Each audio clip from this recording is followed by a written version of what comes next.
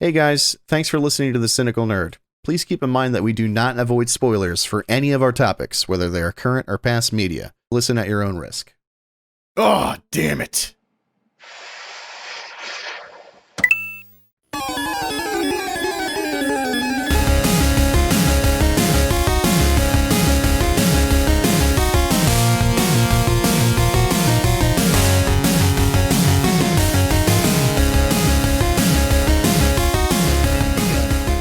I know you have a Valentine's Day story. I just want to tell mine really quick. Mine's brief. Oh, okay. All right. Tell on. So Steal my thunder. It's okay. it goes like this. Yeah, it's stolen. Consider it. So it goes like this. Oh, important medical documents just out of the camera's view here. What's really important is that we can read them clearly and legibly, Right. especially these social security number fields. Everyone take notes. So yeah, it was Valentine's Day, and I wanted to express my love for my wonderful girlfriend. I try to call her partner sometimes because it's just weird to call her girlfriend like we have a kid. Feels so juvenile, but partner sounds weirder, so I'll just go with Partner girlfriend. does sound weirder. I don't know why. So we decided, we're both pretty strapped for cash. We have a newborn at home, so we were like, all right, no money costing gifts, essentially. So it's like, all right, I have to do something sweet. Like I have to do something nice, something that lets her know that I'm thinking about her when I'm at work and when she's not around. Right. And so I thought, all right, I'm going to cut out just red hearts in construction paper. And for 14 days, which is how many days into February, Valentine's Day is, I'm going to write one thing that I love about her on each card. Oh, that's really nice. And, yeah, I made a card out of it and everything and cut out just, different little things. How patient you are and your smile, your boobs and your butt were both in there. They both took up. I mean, they definitely should be in there. Absolutely. Right. The last heart should have said, I can't wait to part your legs like the Red Sea. Yeah. Tommy Moses.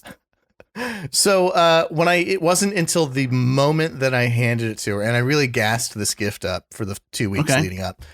And the moment that I handed it to her, I was like, this is what 11-year-olds do. Like this is like a very not adult thing to get the mother of your child for Valentine's Day. And of course, because she's the most wonderful human being ever, she was like, I love it. It's great. I'm like, I know you hated it, but thank you. I love you. Happy Valentine's Day. That's nice. Anyway, you're going to tell a story that wasn't quite as good as mine. So, oh yeah, totally. Mine's coming up. So I was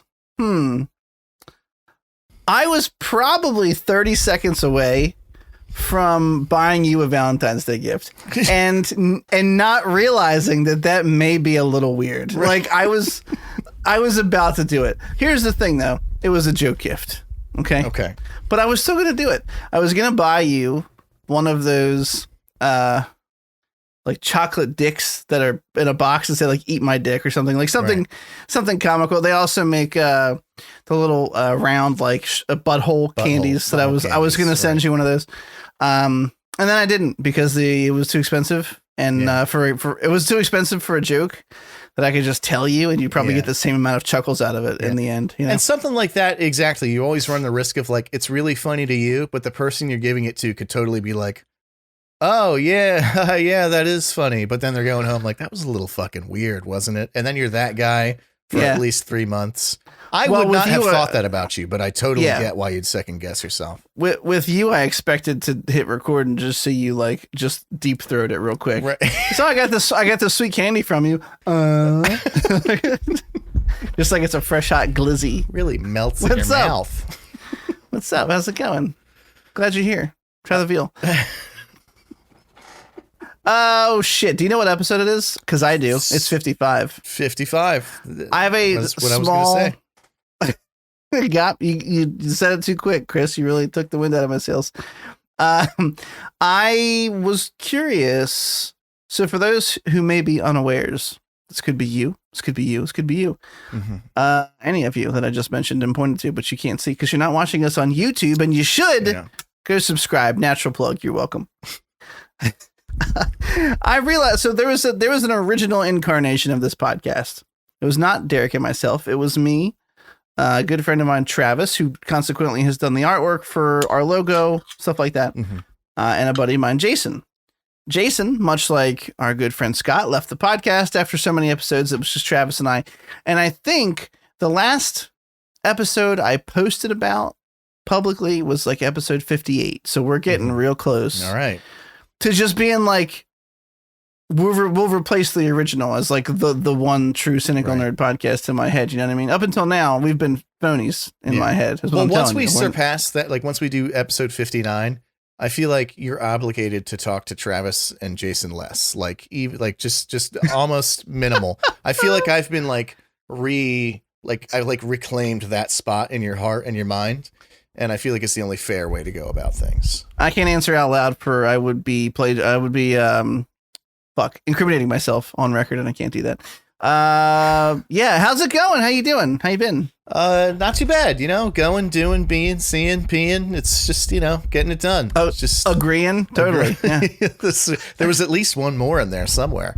I bet that you watched the Super Bowl. Did you? Which team did you? Totally. I can name one, the Bengals, that were even in it. So did they win? I don't know. You know what's funny? I know that you don't like football. I do, but to a very minimalist degree. And by minimalist, I mean, I don't have a favorite team. I just kind of enjoy watching a good game played well. That's really all it comes down to. No, I do too. I can agree with that. I have an unnatural hatred for the Bengals as a team, just in the same way that I have an unnatural hatred for the phrase awesome sauce or something like that. They're just basically the same thing in my brain. Yeah. And I pinpointed what it was. I was talking to some total rants this week, by the way. You're just in for it. Not to mention we have a shit ton of content, so I'm really burying you right here. It's because their outfit looks like they're like an arena football team. Like they're just I have to look it up. I'm not familiar with it. It's fucking Tony the Tiger. They just got tiger stripes everywhere. It's just like white and tiger stripes, and I fucking hate it. It's like that's not great, huh? It's like chintzy to me almost. It doesn't feel like they belong in the national football. Anyway, that being said, I actually did like the game. The Rams came back and scored right in the fourth quarter. It was one of those good games that was fun to watch. I didn't give a shit who won. I'm just kidding. I did because I hate the Bengals. No, I actually don't. Like, I'm not like an anti-football person. Like, there's always people on like Facebook and Twitter the day of the Super Bowl who are like, "Oh, it's the most important episode of sports ball," and it's like, we get it. You're not into like you're not cool for not liking football. You're not cool for liking football either. Let me be clear. But like just being anti-football, it's not cool. It's just nothing. It's just not something that ever interested me. But I agree. Yeah. Like when a good game is on, it's hard to not get sucked into it. I just can't commit to coming back every fucking week to watch football. Like I didn't watch all season this season. Yeah. Partially aided by the fact that my wife and I cut all cable ties. So just like the effort it took to find this is exactly how much I like football. The effort it took to figure out how to stream football was more than I cared to invest in actually being able to watch football. That being said, there's this weird American tradition where they air a bunch of it's not really weird. Well, they air a bunch of trailers over the Super Bowl game, and that's because the most people watch the Super Bowl game out of like, I don't know, anything next to like NASCAR races. So, we have a lot of stuff to talk about. We have a lot of trailers. There's a decent amount of week in review. Some we might dive into, some that are just like informational items. Also, I kind of called this recording at night because I told you I was getting a new key light last time we chatted, and I'm using it. My lighting is much better. You look wonderful. I'm going to move the lights that I might be broken back there for maybe even more of a deep blue glow out of that little corner back there, and you won't be able to tell what I'm hiding. Maybe it's a bunch of Avatar buttholes.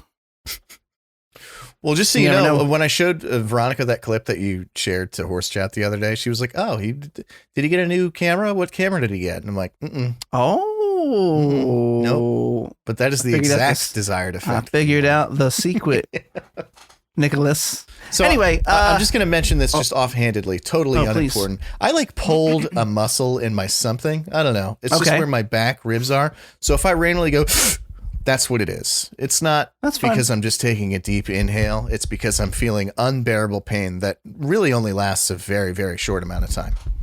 Okay, that's fine.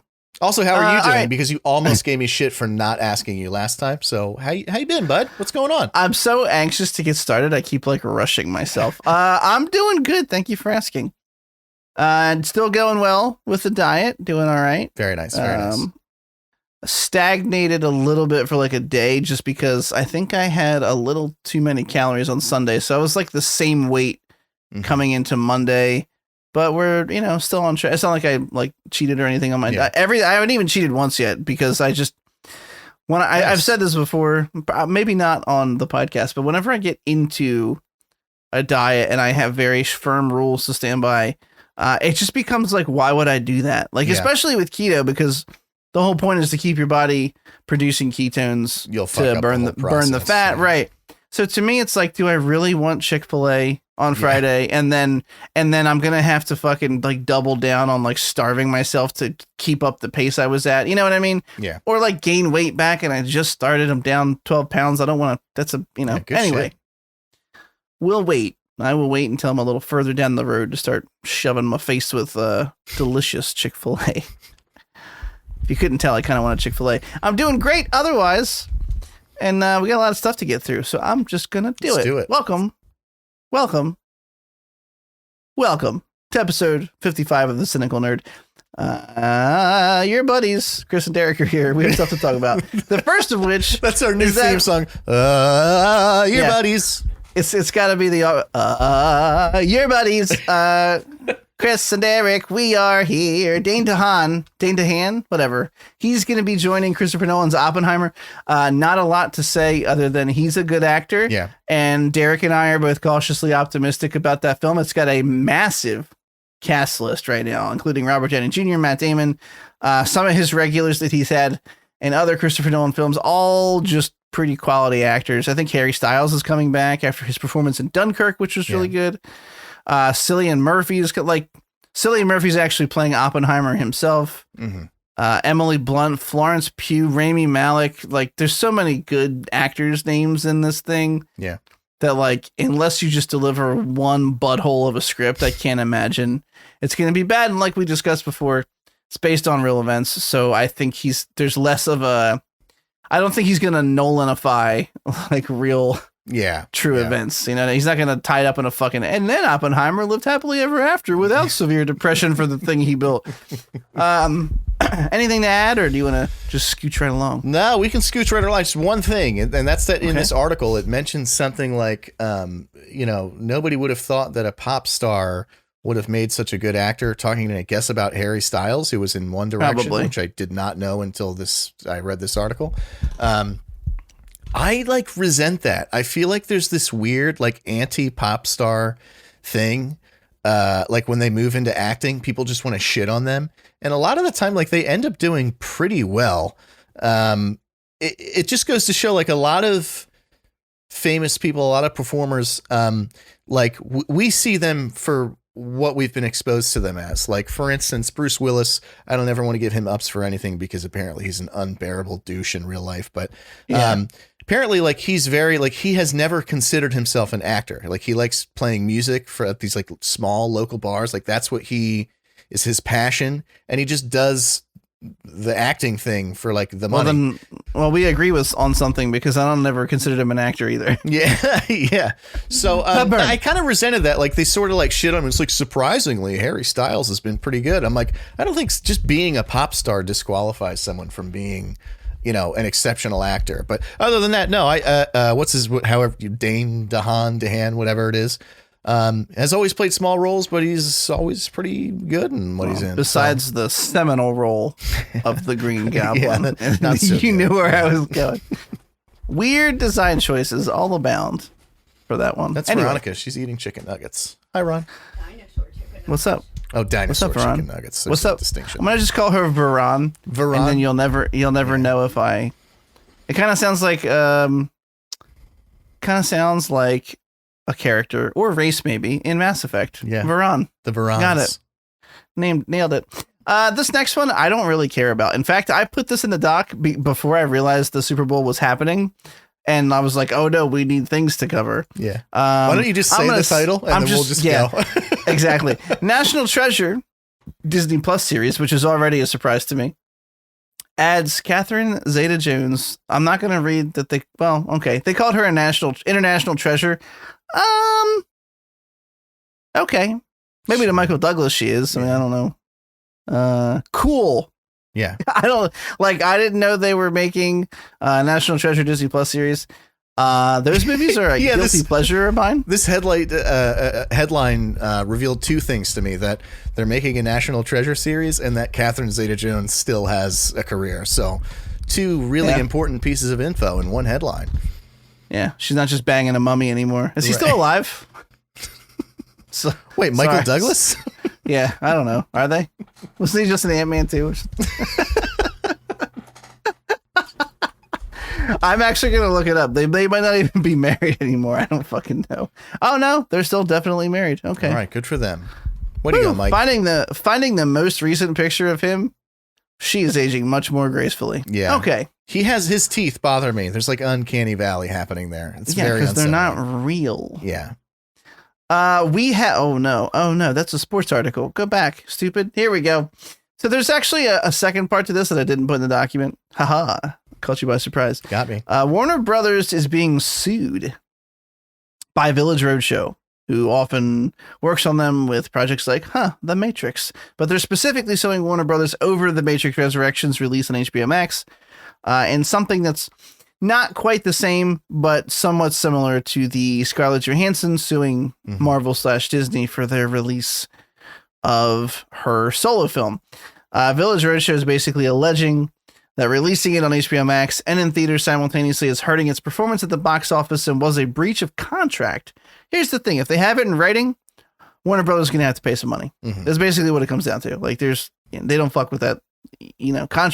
Those contracts are written by a team of lawyers. They are basically non-breakable unless there are outstanding circumstances. So if the judge is favorable to Village Roadshow, Warner Brothers will have to pay up, shell out some ducats, if you will. The piece I did not put in this article was a side note. I guess some other news outlets kind of rummaged through this entire complaint. And in the lawsuit, Village Roadshow also complains that Warner Brothers is trying to make an Edge of Tomorrow TV series without Village Roadshow's involvement, who owns the rights to that movie that involved Tom Cruise and Emily Blunt. Right. And actually, I kind of liked it. Like, it was this random sci-fi movie that I kind of had. Yeah. The movie is incredible. I didn't just like it. I thought it was excellent. Sometimes when you're about to give an opinion, I cannot read you the second before. So I was like, oh boy, is he about to just tell me it's the worst thing? I'm like, oh God, am I about to just be told that I'm a moron for liking something? Anyway, yeah, I mean, I don't know. It's not really anything. This is just entertainment news. They're getting sued. It happens all the time. Yeah, I have nothing to add. I mean, I feel like we've covered this on the show enough. There's always, like, with the streaming simultaneous theatrical release thing, there's all these, like, shitty bad blood things happening between studios, and it's like, it brings up what we bring up, every single time, which is that just because I watched it on the streaming service at home, you're assuming that I would have gone to see it in theaters. No, absolutely not. Right. So, I mean, that's all I have to say on it. Right. Okay, cool. Great. Because I want to get into the next couple articles, which are actually fun. I'm skipping the next one because it relates to Boba Fett, and I'll bring that up when we talk about Boba Fett later. Okay. And I will go straight to, they have officially announced, on the heels of the season finale of Boba Fett, they revealed the premiere date. I said premiere instead of premiere, like a right cunt. Yeah. like a sorry. I love when someone, I wasn't calling anybody specific. I was calling myself one. Right. Just love when someone hits you with that. It's just a powerful. Anyway, Obi-Wan Kenobi series on Disney Plus set to premiere May 25th. I bet you they fought really hard to do May. What's the matter? You saying right cunt is just playing in my head back just over and over and over again. You're right, twat. Right. No, see, doesn't work. It's gotta be not as good, but it's still pretty good. Yeah. You fucking knob. That's a good one. There you go. Obi-Wan Kenobi, premiering May 25th. I bet you they fought internally to try and make it May 4th, and the production just could not meet that deadline. They were like, nah, dude, we need a couple more weeks. This is exciting. This is the series that I'm like, they're making it. Ewan McGregor's coming back. Even our boy Christian Haydenson. Yeah, Hayden Christensen. I said that completely fucking. That's if he had dyslexia. Hayden Christensen will be reprising his role as Anakin / Darth Vader. We don't know to what extent, but we know he's in it. I have to imagine Ahsoka will appear at some point.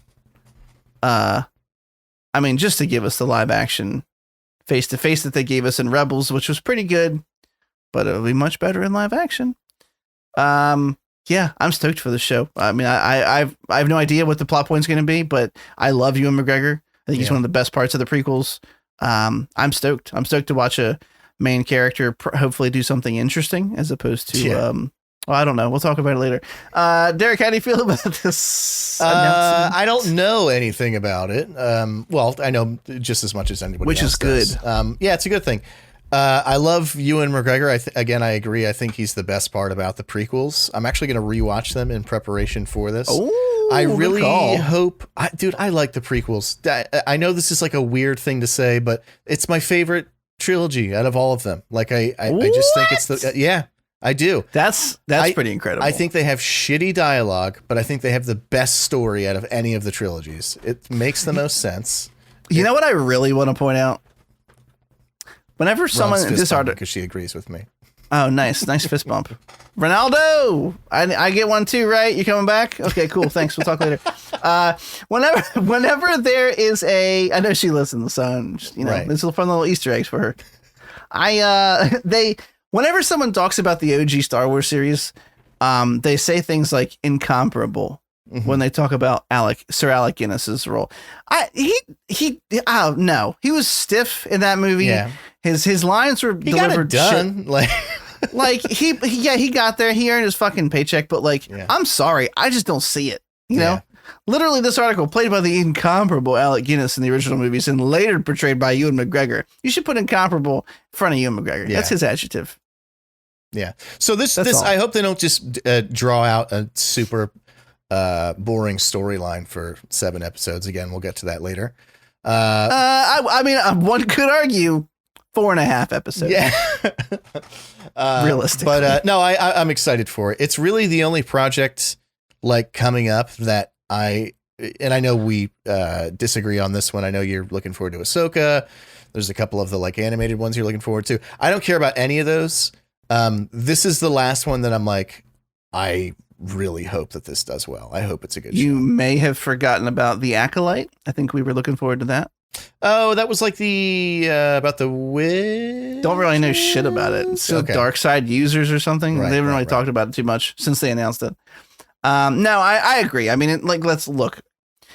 We can all agree, I think, that the production value, of these Star Wars shows has been great. Unbelievable. They look really wonderful for the budget that they have. We obviously smaller than films. So far, again, we're kind of spoiling the whatever. It's out of the bag. Boba Fett's boring. Okay, that's there solved. We'll talk about it later. Mando so far is the only original character and the only major show that's aired for 2 seasons, but has told the most investing story. Star Wars did what Star Wars at this point in its cycle has such a hard time doing, which is introduce new people to the Star Wars universe and then make us actually care about them and care about their relationships. Everybody loves Mando and Baby Yoda. They have such a sweet relationship. Again, we'll talk about it later because that hug, oh my God. Anyway, moving on. We're excited about this. Just mark it down in the excited column. How's that?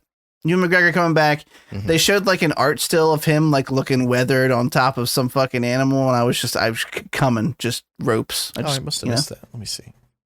It's in the article. There's it's the midway point of it, and there's just him on this creature. Oh yeah, it looks. Oh wow, it just looks fucking awesome. And I'm just really excited to see him back in that role and to just play this older, rugged, super dismayed, disenfranchised Obi-Wan. And I, you know, I'm sure, much like they filled the Clone Wars years with a whole bunch of cool, interesting storylines, he can do plenty of shit while he's sitting there keeping an eye on young Luke. He can, you know, he can go off world for, they don't know where he is, obviously. I doubt he's fending off fucking whatever. Doesn't matter. I will say one thing. You should watch the Obi-Wan Kenobi Darth Maul confrontation. I saw. You watched it? It's awesome. Did you see the dialogue surrounding it? I believe that I did. So this is the one where basically Darth Maul tries to use the same cheap trick that I used. Oh my God. And talk about an amazing piece of visual storytelling. Yeah. But Obi-Wan is basically, he's ready for it. He knows he's going to do it. And yeah. But the reason he's ready for it is so fucking nerd level, meta, and amazing. Do you know? I'm going to fuck this up because I might be a huge nerd and I know there's different forms of lightsaber combat, but I can't rattle them off ad nauseum or on demand. However, here's the basic gist of it.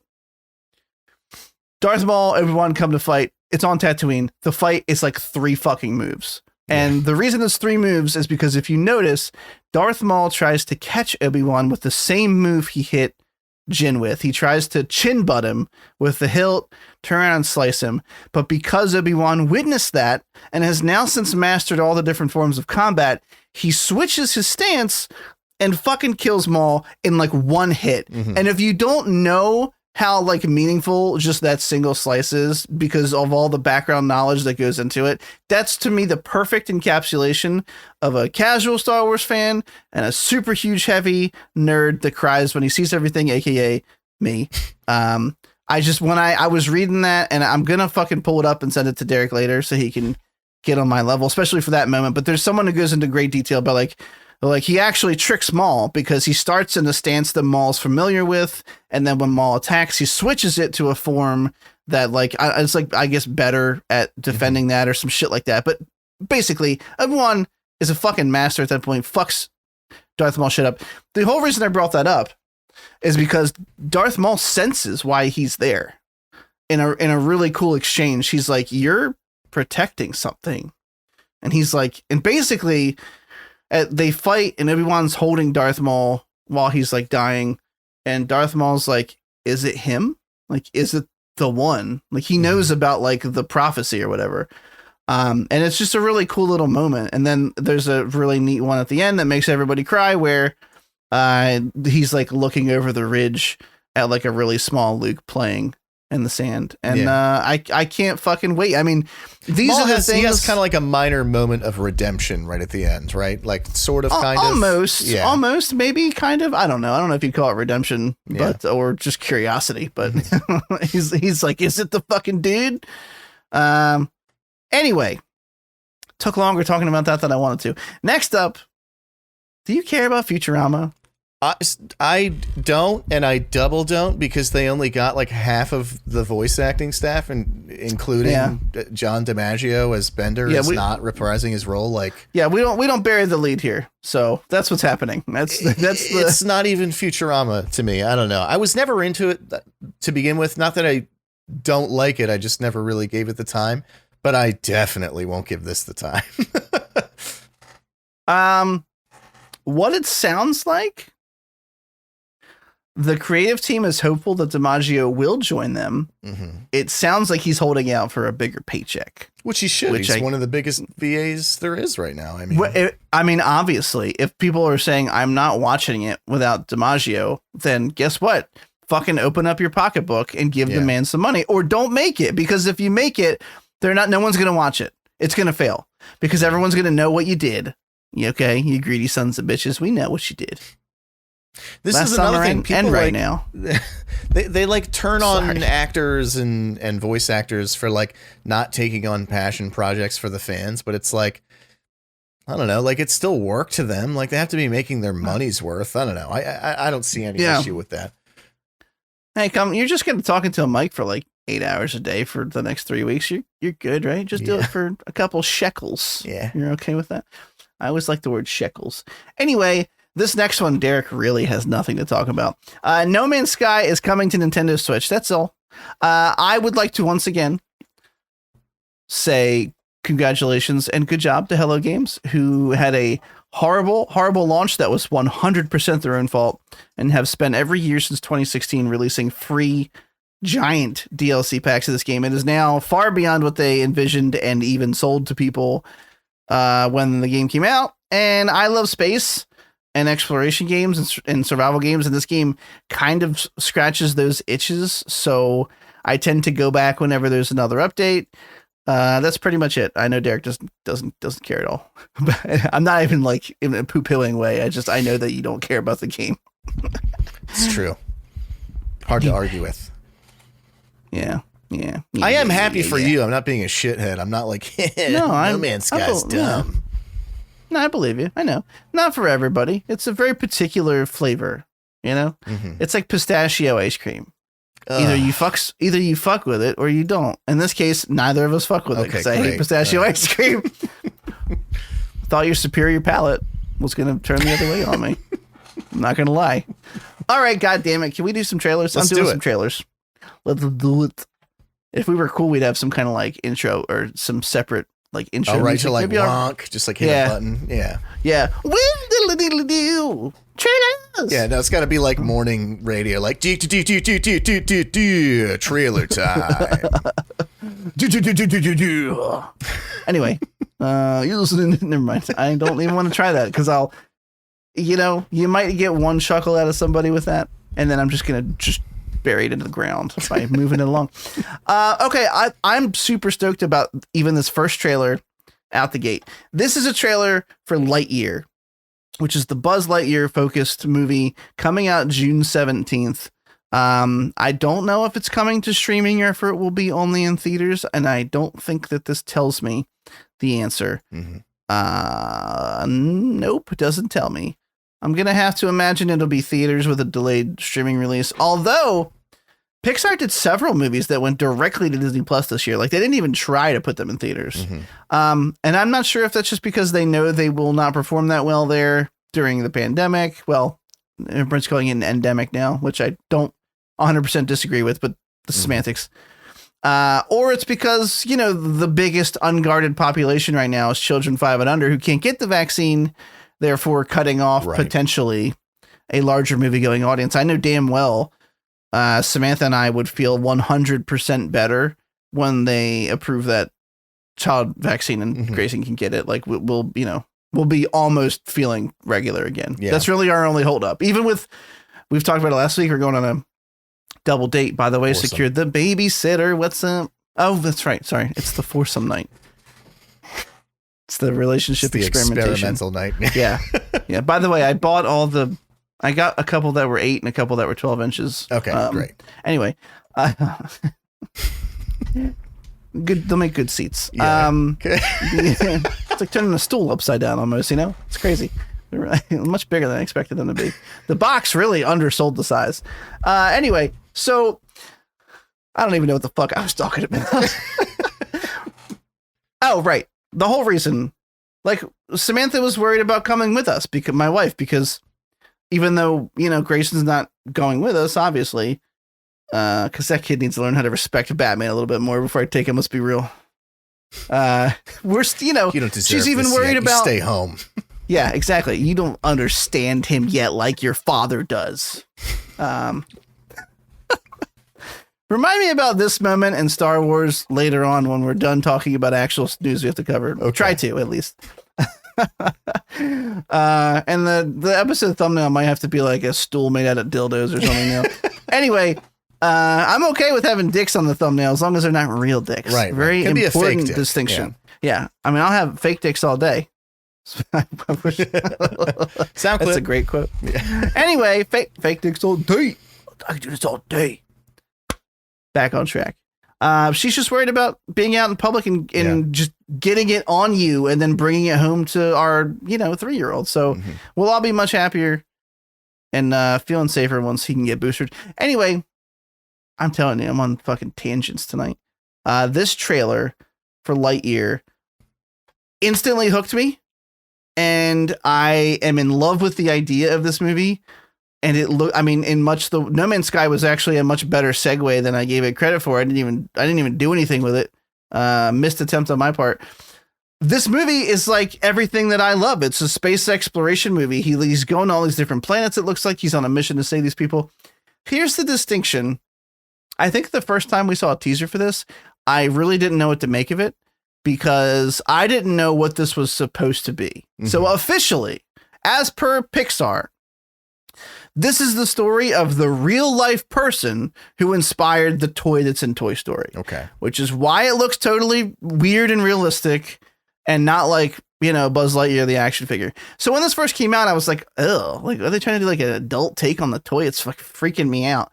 But even just that small little in-canon explanation is fine enough for me. And I got to tell you, putting this trailer to like Rocket Man fucking did it for me, dude. I loved this trailer. But Starman. I've been Starman, rambling. not Rocket Man. I am so sorry. That's You're okay. Fucking right. That's 2. Missed segue. I fucked up the name of the song.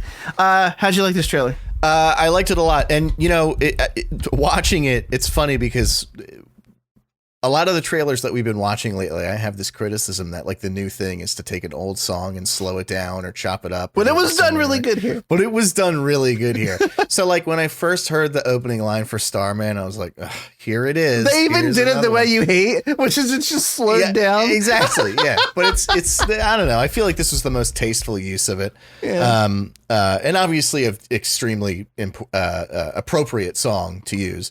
No, it looks good. I think it's Chris Evans voices it is. Buzz Lightyear. Yep.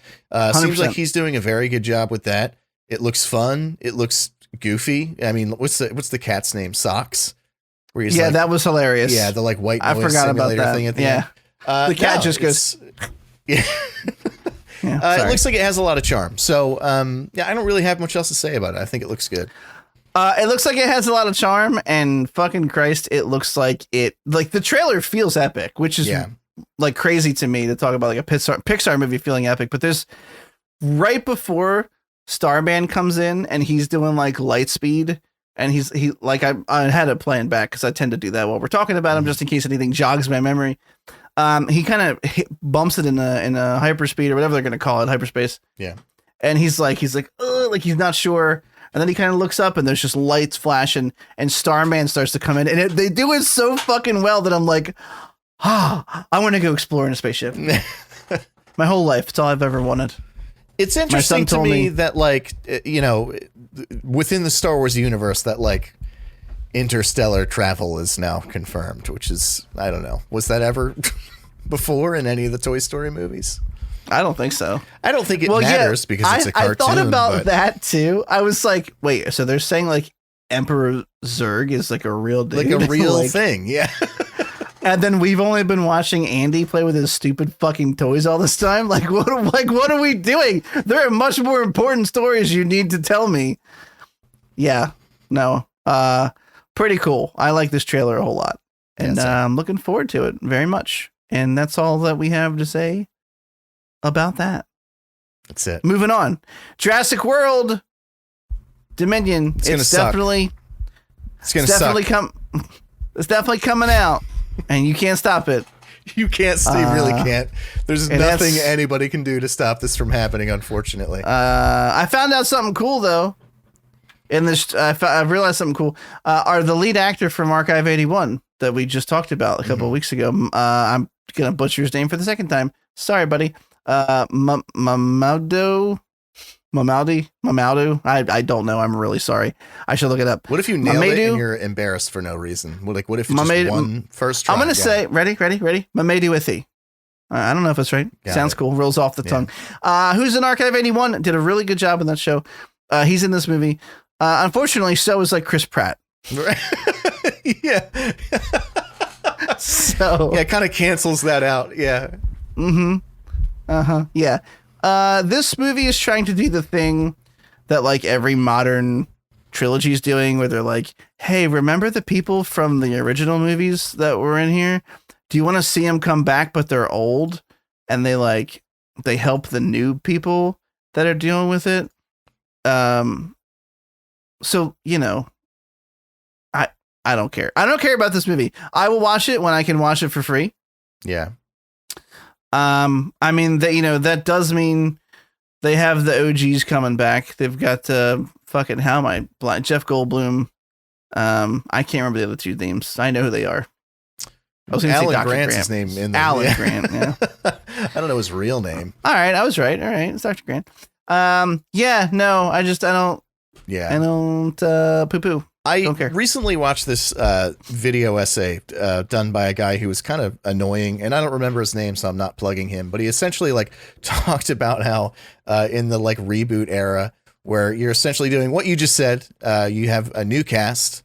And then you sort of bring in the old cast to like bring in the old fans in, but they never do anything. Like they just do this like unceremonious passing of the torch just because that's what has to happen. Like there's just static characters. It's like, and so like I can remember in recent memory, like seeing Mark Hamill in the Last Jedi trailer and going like, fuck yes. And like now I see that it's like a negative to me immediately. I've seen enough like instances where they do that and it's for this hollow reason that never end. Like they don't actually need to be in the movie. It's just to get me to go. Well, I'm not fucking going. I won't do it.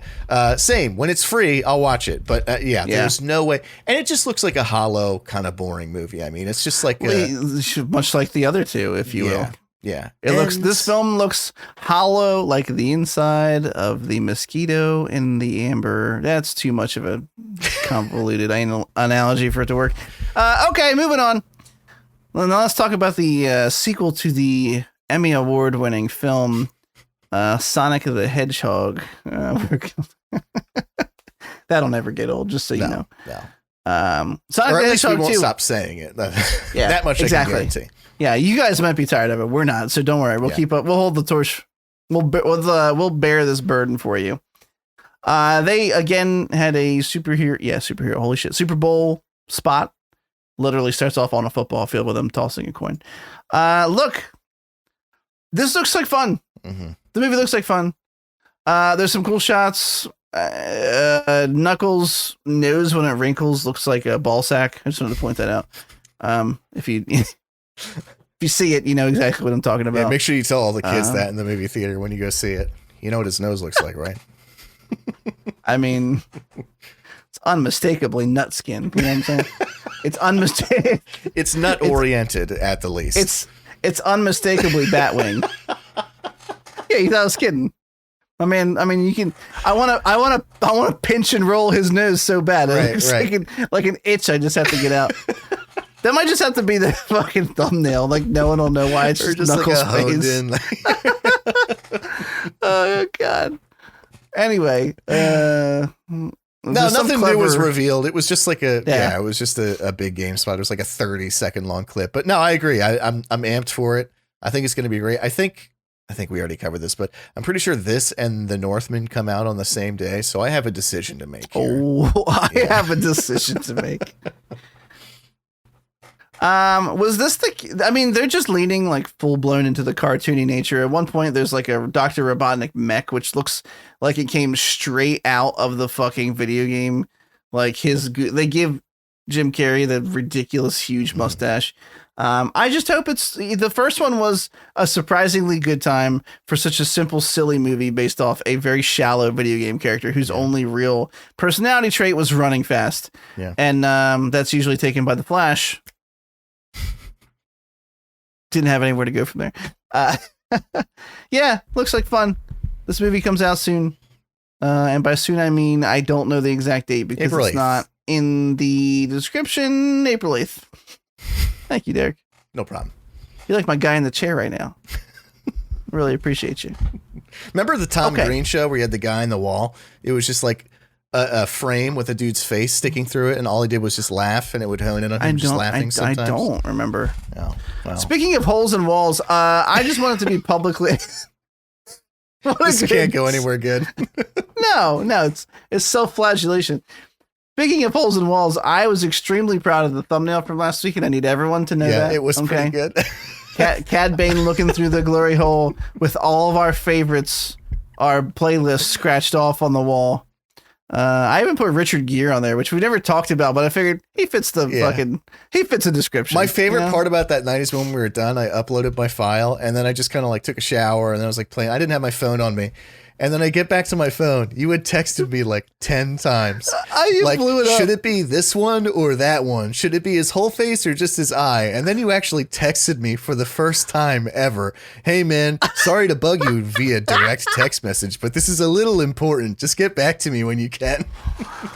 I have my priorities straight. What can I say? It was important, though. I don't blame you. It was a stupid reason. When I sent that, I was like, this is too needy. I shouldn't be texting him. And I was like, you know what? He'll laugh. It's okay. Sorry, okay. I texted your wife once because I was worried about you. So that's true. It's endearing. Yeah. That's stalkerish. It's endearing. Speaking of, I don't know. What's the segue here? I don't have one. Okay. DC released a little. Speaking of the Flash, teaser. you mentioned the Flash at the end of the one. Oh, that's where I was going, but I figured we were too far gone because of the story in between. It's okay. It's okay. We get better every week here. That's all. Just make a goal, okay? One step at a time. DC released sort of a combination teaser for all of the films they have coming out in 2022. And just in case you were unawares, the teaser is called The World Needs Heroes, and it showcases the Batman, which you should definitely know is coming out in less than a month because we're super stoked. Also, in just a second, I have to brag about tickets or seats we got. Black Adam is coming out finally after like literally years of Dwayne Johnson campaigning for himself to play this character, talking about it being in production, and then finally making it happen. It's literally been like, I think it's been like 8 years or something from when he first said, I want to play this character. It's kind of crazy. That's coming out this year. The Flash, of course, and then Aquaman and the Lost Kingdom, I think is the title for the sequel to that movie. I'm not going to, sorry, I didn't mean to smack my mic. I'm not going to talk about the Batman in this because we've talked ad nauseum and it doesn't show anything new. Black Adam shows a lot new. I mean, we've really only seen the teaser of Black Adam, where there's admittedly a pretty cool shot of him, like basically burning someone alive with like electricity, but we haven't seen anything else. They show a lot of him like a Middle Eastern country, probably Kondak, which is the country he ends up ultimately ruling. But they show supporting characters that we knew were in the film. They show Hawkman. They show somebody else. I'm waiting for the video to keep playing so they can remind me of who else was in it. Oh, they show Atom Smasher, which is, you probably know him as Ant-Man, but he's big. They're the same character. Right. He gets bigger and smaller. You know, DC and Marvel. Yeah. Oh, depends on how cold it is. Yeah, I mean, they're showing some pretty cool stuff. I mean, look. Hawkman's kind of a joke. Like in name, and like his background story is kind of silly, but he looked majestic as fuck when his wings unfolded. So I'm kind of about it. Oh shit, I'm such an idiot. They showed Dr. Fate, played by Pierce Brosnan, who is, to give you an idea, basically the Doctor Strange of the DC universe.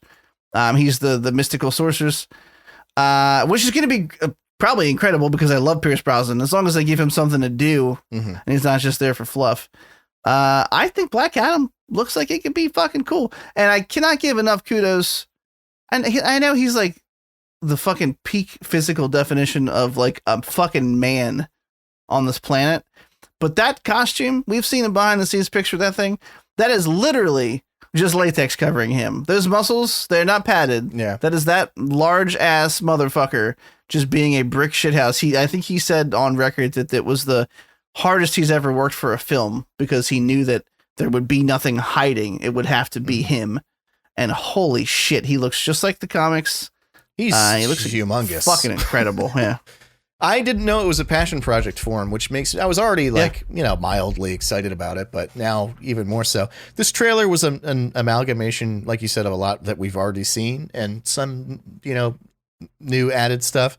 But I would just recommend that you watch it because it's just one of those trailers that makes your hairs stand on end. Like it's very, I don't know. There's just something about it that's just very cool to watch.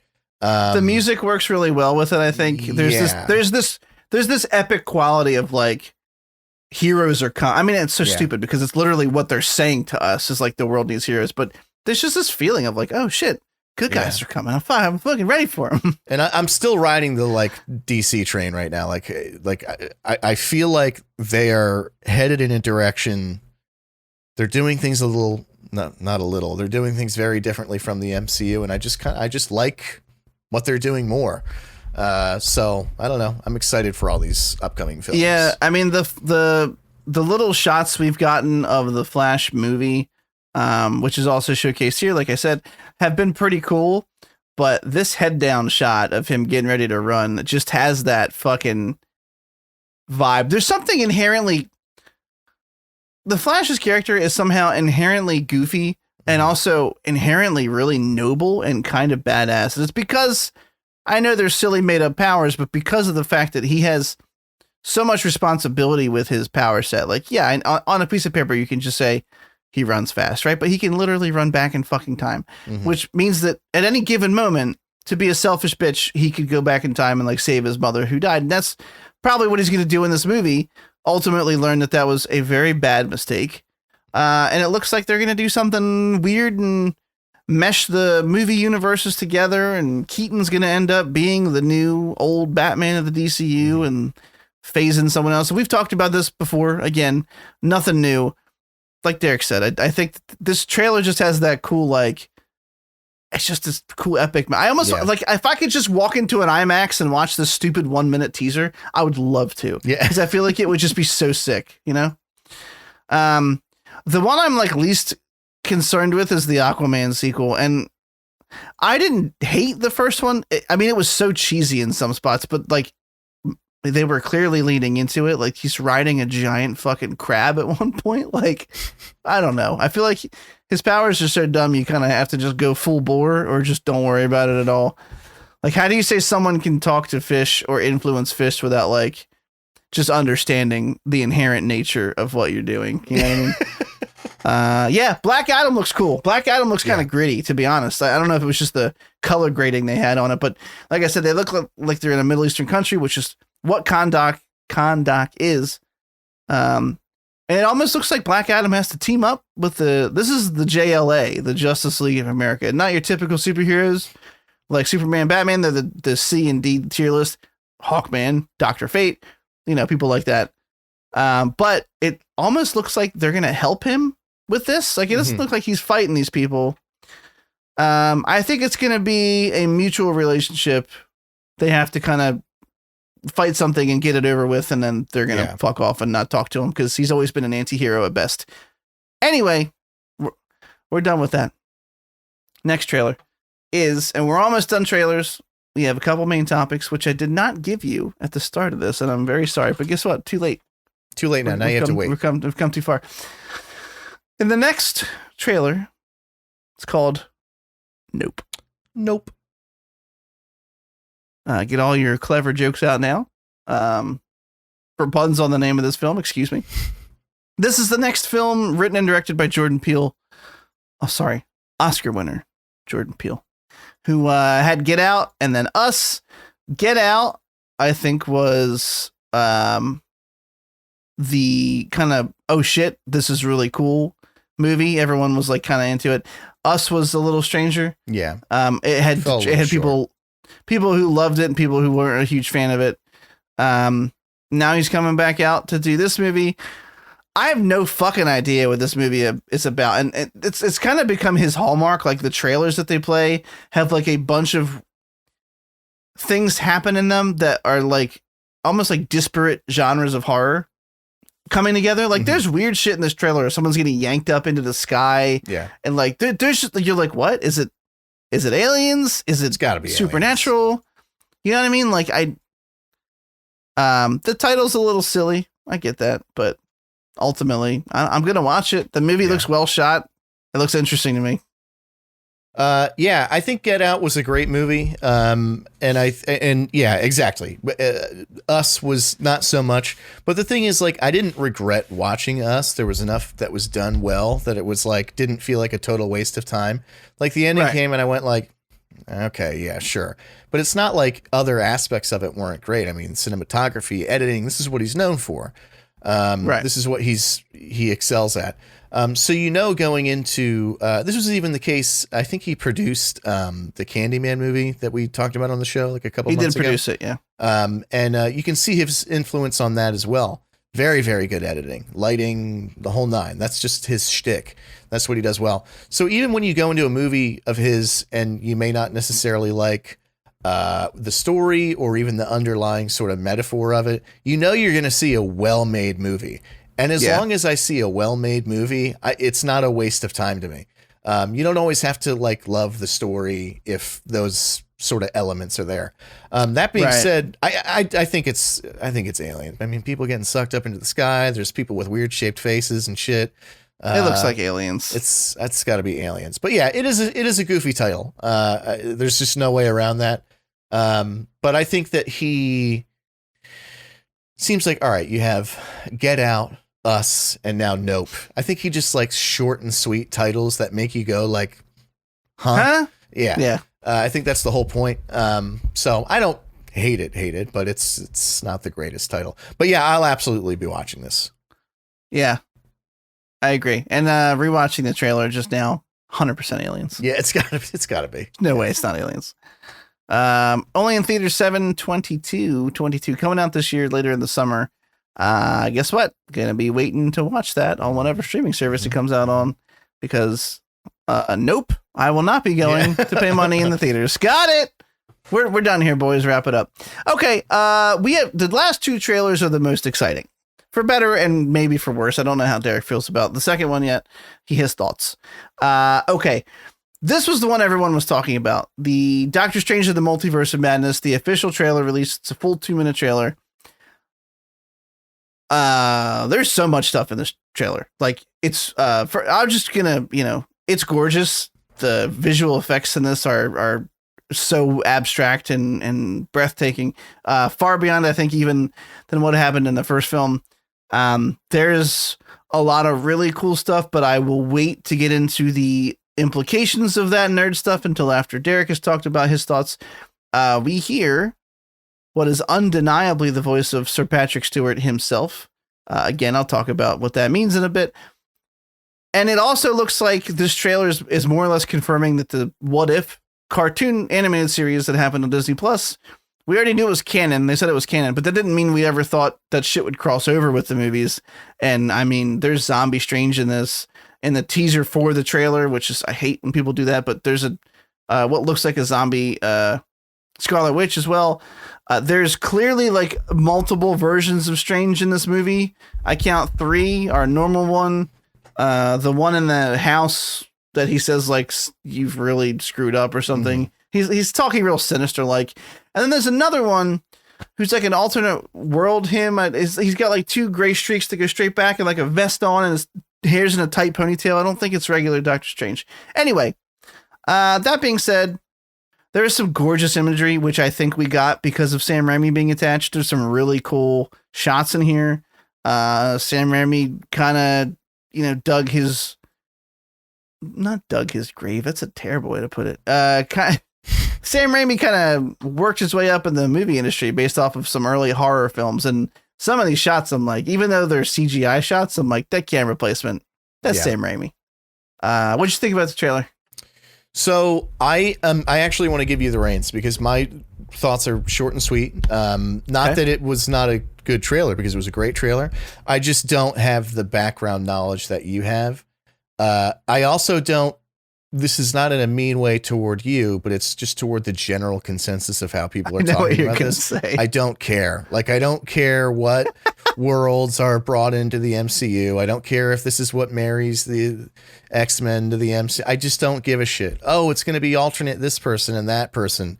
Pee-pee poo-poo man is going to come and save the day. Like, that shit is not interesting to me. The multiverse thing is exhausting. I have MCU fatigue to begin with.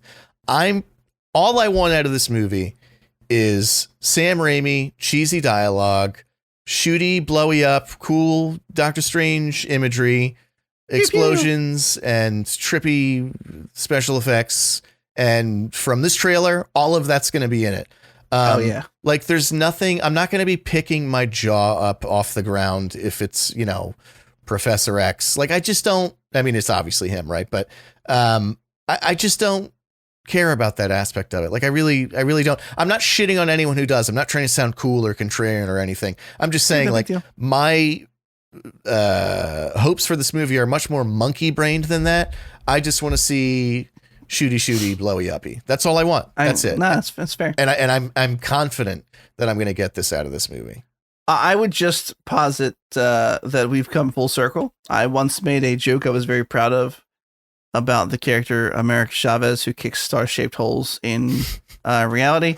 And I would have you look at Exhibit C that I just sent you in Discord, which is the star-shaped hole in reality, as America Chavez is in this film. Holy shit. Yeah, so I mean, they're a little muddy around the edges. They didn't want to give her the full Captain America, stars and stripes. But yeah, there's so much that happens in this. It's impossible to know at any given shot if we're looking at the MCU counterparts that we're familiar with or variants. To someone, even the whole beginning kind of plays, and then Strange wakes up in bed, like saying, every night I have the same dream, and then the nightmare begins. And people are even commenting that might not be our Strange because his hands look like they're healed and ours still has, all the problems. So there's a bunch of fuckery going on.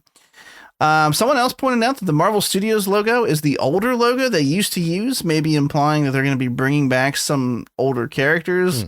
Might be a bit of a interpretation reach, but I mean, the movie looks crazy. The scenes of him looking out over the New York skyscraper line and seeing like the buildings, they look like they did in What If, where there's like the black goo coming off of them, right? Like they're just like disappearing. Like I said, I think it's gonna be very important. Scarlet Witch is in this.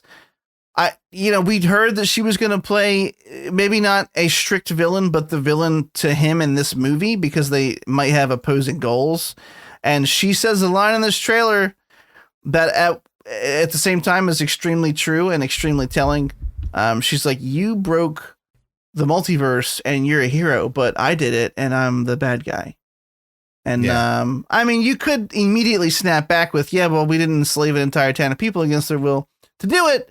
But hey, we're not petty here on the Cynical Nerd, are we? We don't bring up things like that in the middle of a fight with your spouse. There's a lot of cool stuff. Baron Mordo shows up, played by Chiwetel Ejiofor. I am always so proud I can pronounce his name properly. Yeah, well done. Thank you. You could have said I anything. appreciate it. 2 minutes from now, say it totally differently. I'll go, wow, you did it again. Anyway, here's the nerd part. Listen up, basement dwellers. At about the 1 minute mark, get out your cum jars. Get out your jars. Fill it with your favorite character. There is a scene where it looks like Baron Mordo, although, it's a trailer, so it could be two completely different conversations, is basically saying, I'm turning you in for the shit that you've done to the multiverse. Even though, as we know, it's kind of Loki and Sophie's fault. Really, if you think about it. And he gets put in handcuffs, and there's a couple shots right after where he's being walked up a set of stairs by some robots, and immediately they will look familiar to anyone who's watched Age of Ultron and, well, most MCU films in that area. They look very much like Ultron bots, or close enough to Ultron bots that they are clearly made to evoke that aesthetic. The eyes, they have little wingtips for the ears. And in all honesty, their silver frames look a whole lot like Superior Iron Man's armor. And that's because we're pretty sure that this movie will introduce Marvel's Illuminati group, which is, I know, a stupid play off of a conspiracy. In the comic books, the Illuminati are a council of multiversal figures that get together and basically together decide the trajectory of the greater superhero community in the Marvel universe. Historically, the lineup everyone's familiar with is Iron Man, Namor the Submariner, which, like, get the fuck out of here, who cares? Professor X, and somebody else that's rumored to be in this. Fuck, I'm literally forgetting. And John. His name's just John. That's it. Exactly. Sorry, Doctor Strange. Shit, fucking of course. And then last but not least, Black Bolt from the Inhumans. I doubt he would appear. But then Reed Richards from the Fantastic Four. So it looks like he's being brought in front of them, and there is a long-running rumor on the internet that might be true or not. And let's be real. Most of the No Way Home rumors turned out to be true. Yeah. Especially the ones that got a lot of traction. So there are definitely people out there leaking real shit from behind Marvel lines to the public. But there's a rumor that's been kind of being tossed around for a long time that because I don't know if you know this, but history will tell that they offered the role of Tony Stark to Tom Cruise before they went with Robert Downey Jr. Tom Cruise turned it down. He didn't want to do superhero shit. I don't know if he regrets that. He might miss the money because Robert Downey Jr. got rich as fuck off of playing Iron Man, like crazy, like buco bucks. Rich, yeah. I think made like 50 million off of like the Avengers movie or some stupid shit. And it only went up from there. So there's been a rumor floating around that he was going to appear as a variant Tony Stark. And because of those bots, those Ultron bots that kind of look like the superior Iron Man variant, they think he might play a variant Iron Man who's on the council for the Illuminati. And a superior Iron Man story, when he was written, was well, that doesn't matter. As far as the MCU counterpart goes, the general consensus is that he would be a Tony Stark who got his way after Age of Ultron, or maybe didn't even have the Ultron issue, maybe actually successfully created Ultron, who helped him protect the planet with the shield of armor that he so famously said in that second movie about he wanted to protect the world with a suit of armor because he had these visions of Thanos coming. And the consensus is that he did that successfully and warded off Thanos. Didn't really stand much of a chance when he came to Earth. They were ready for him, defeated him. Tony Stark never died. And that variant is now in the council. Obviously, we heard Patrick Stewart's Professor X speak in this trailer. Now, we don't know if he's playing the one from the MCU that we all know. We saw him die in Logan. Whether or not they're going to ignore that or just say it's a different Professor X, they would probably just say it's a different Professor X. That's my guess. Or that he got pulled out of the timeline before Logan happened or some weird shit. Like, who cares really? Right. Because Sir Patrick Stewart's fun. I like him. Yeah. And I wouldn't mind seeing him back. I gotta agree a little bit. Like, I think that's cool and I'll be excited, but it'll never reach like seeing Andrew and Toby come out of those portals. I still remember you being so excited in your recliner that you almost like fucking broke it. Yeah. Rocking it back and forth. Sometimes I forget I'm a very large man and I still act as if I weigh like 140 pounds. And then I'm like, oh yeah, I can like break things if I do stuff like this. Yeah. It's very exciting to see Toby. Yeah. We moved for a couple seconds. I was like, oh, hey, Marvel. Okay. Yeah, so he's coming back. Who knows what implications that has? That at the very least means they're, acknowledging the X-Men. If Reed Richards is on the council, that could be a nice segue into going, hey, look who we cast as Reed Richards, and then have everyone wonder who the other members of the Fantastic Four will essentially be, or eventually be. But he's absolutely visiting a bunch of different fucking multiverse realms in this. There's a scene of him going to a New York where there's a statue of him in front of the Sanctum Sanctorum and like white blossom flowers, and New York looks like it's like all climate change friendly. Like there's moss on the buildings and there's turbines on top of there's just a lot of really cool shit. Yeah. And I think there's a lot of room for really cool imagery in this. And I have talked for too long already, but I will just say that this shot of Zombie Strange with him doing the same pose with all the arms behind him, but this time they're all black skeleton arms, is really sick looking. It's very choice. Yeah. It's like if Sam Raimi could do crazy shit like that in his small budget horror films, he probably would. It's very like visually, the whole trailer is like very visually impressive. I love where CGI is getting. Conversely, it's like earlier we were talking about Jurassic World Dominion, and I feel like that technology is a couple years behind because wasn't looking good. Well, I'm sorry. The CGI looks good. It doesn't look good when there's also real humans on screen. I feel like Disney is just getting a lot better at that, whether it's, green screening, or it's the whatever the technology they use in The Mandalorian is called. I can't remember that, like LED screen that's like a 360 thing. But in any event, it just looks very good. Yeah, it really do. It do, and it be. It really do, and it be, and it is. Anyway, okay. Next conversation. Guess what the next one is. It's the one I really want to talk about. Okay. They released an official teaser trailer. We just talked about this a little bit ago because they released like the official logo and they kind of hyped it up. The Rings of Power, the new Lord of the Rings series on Amazon. I'm letting Derek go with this one. I'm unclicking the leash from his harness. I want him to run free in the fields of either bashing or hating this. I don't know how he feels about it. This premieres on Prime Video this September, so we don't have that much longer to go.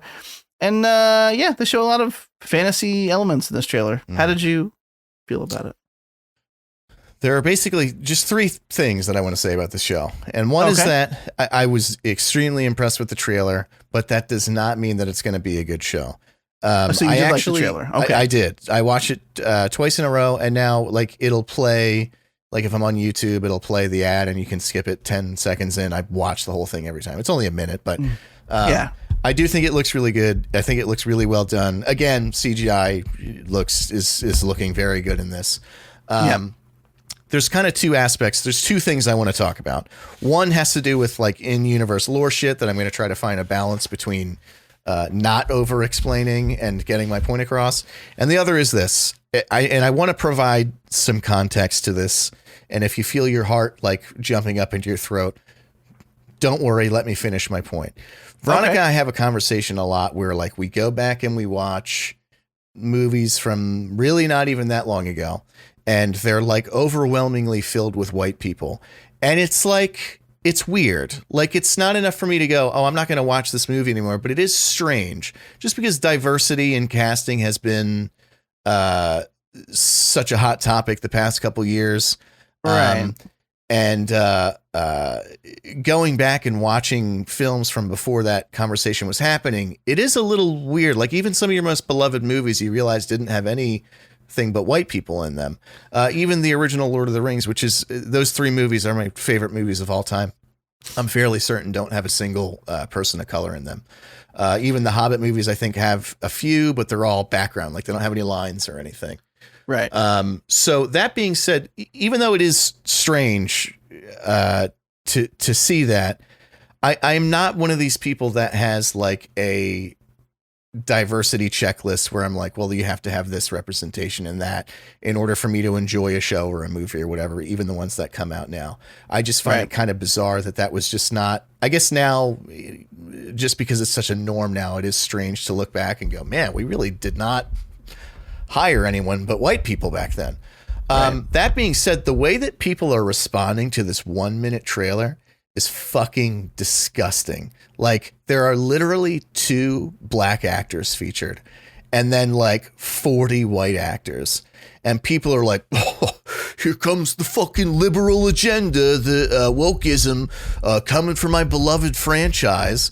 I know I shared one in Horse Chat earlier of like, it was like Elrond and Galadriel talking about like being trans or something. And it's like, how can you go from 2 black people being in a trailer and make a leap into that? Like it's some weird, it's incredible. It's incredible. It is like, I just don't get it. It's like, it's disheartening.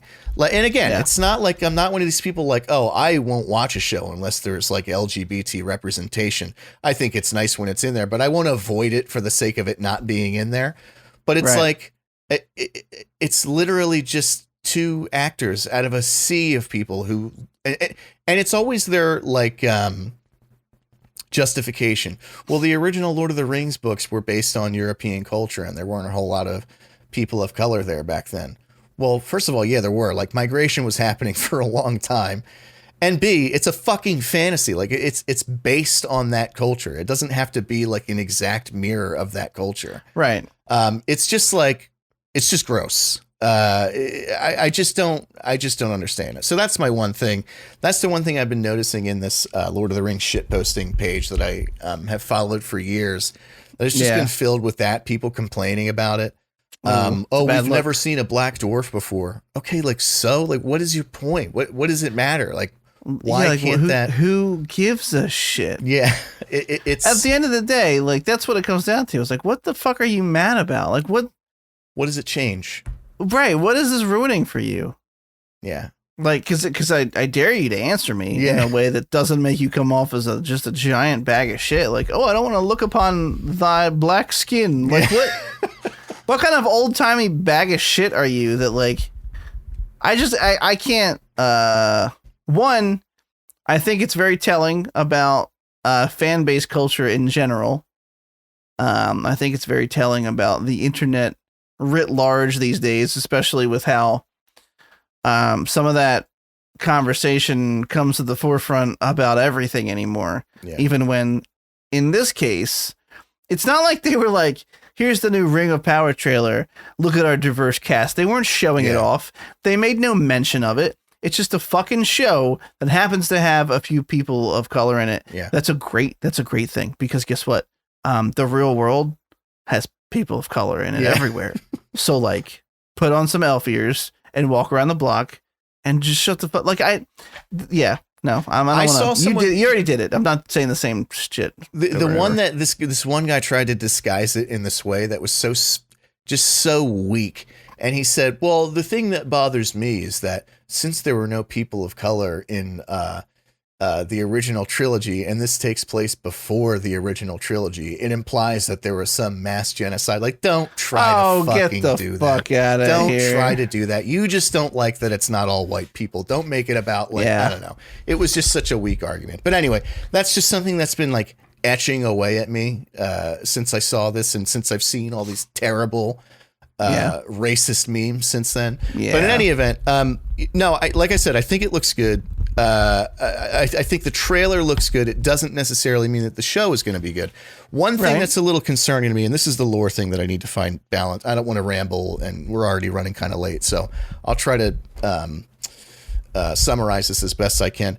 So basically, like, in Lord of the Rings lore, in the first age, there was this elf named Fëanor who was basically like the Hitler Judas of the elves.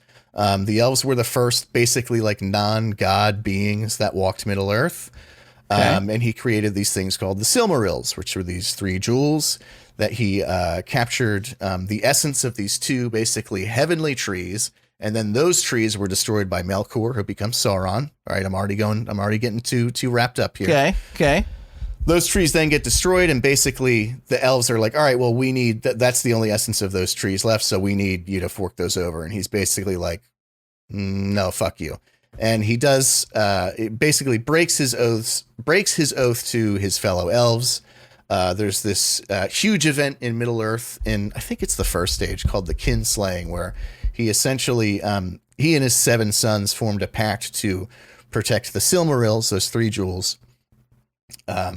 against anyone, even fellow elves. And they kill fellow elves, which is like a taboo in elven culture, because unless they get killed, they live forever.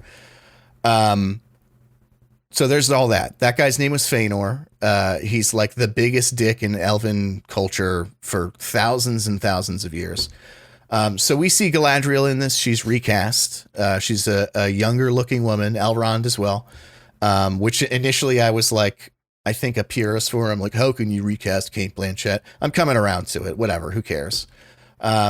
She has what really looks like what's called a Fëanorian star on her breastplate, which is basically like the sigil of Fëanor, which does not make sense at all, because Galadriel was directly opposed to Fëanor.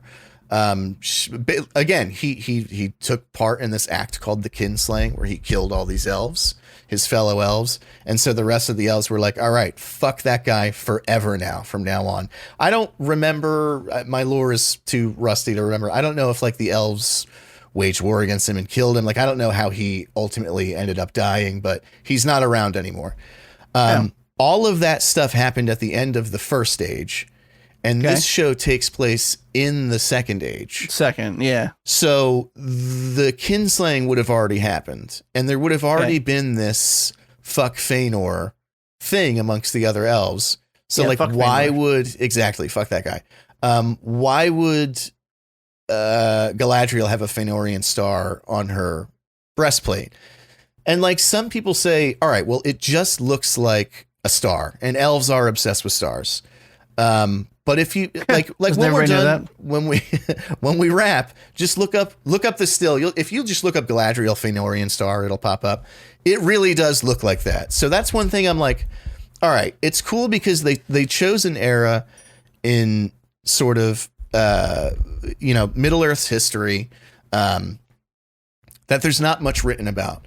And actually, anything that's not Lord of the Rings or The Hobbit is not canon because all that stuff was never released by Tolkien. His son, Christopher Tolkien, basically took stuff he was working on, filled in the gaps, and released it. That's like where we get the Silmarillion, which tells all the lore leading up to, for all of time.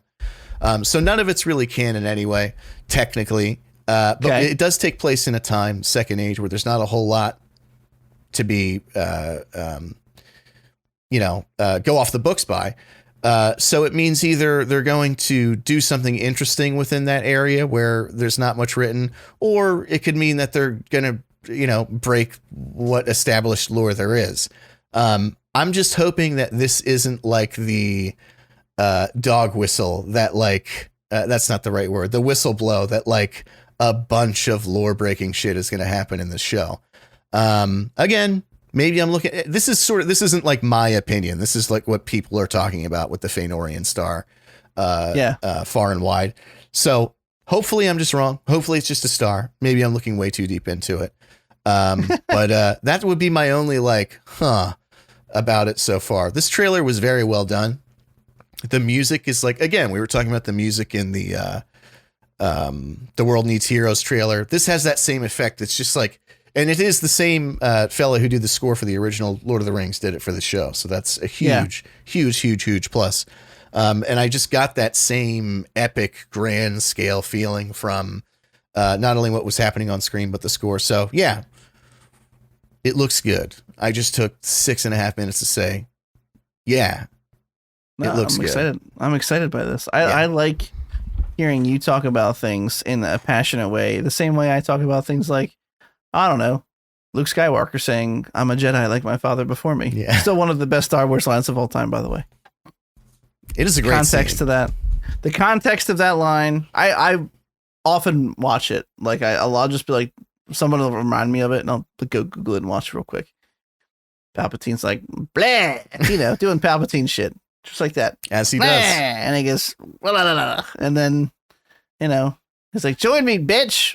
And Skywalker goes, no, I am a Jedi like my father before me.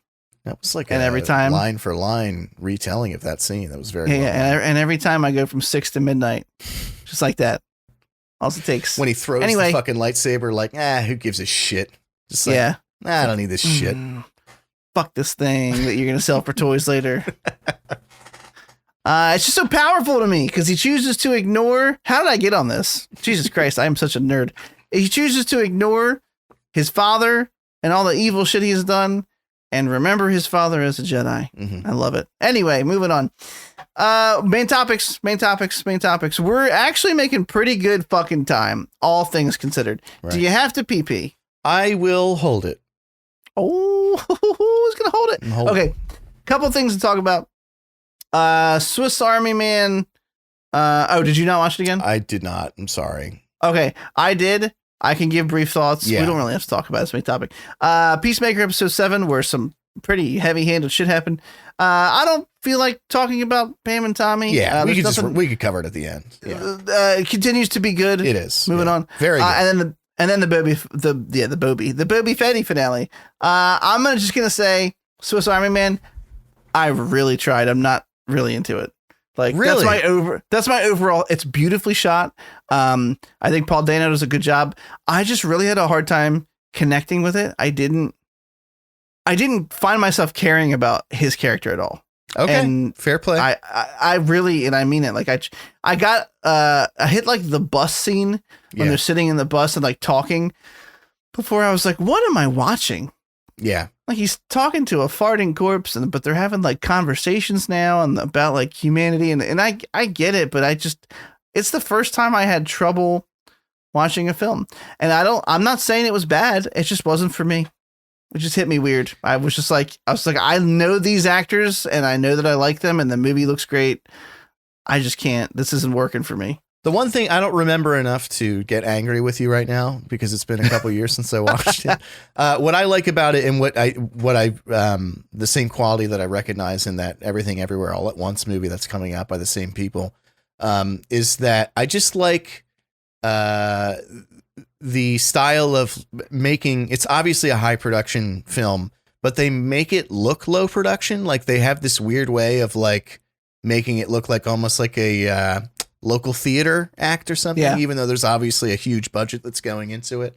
There's something about that, like it's almost like a D-make or something. I just think that's a cool style.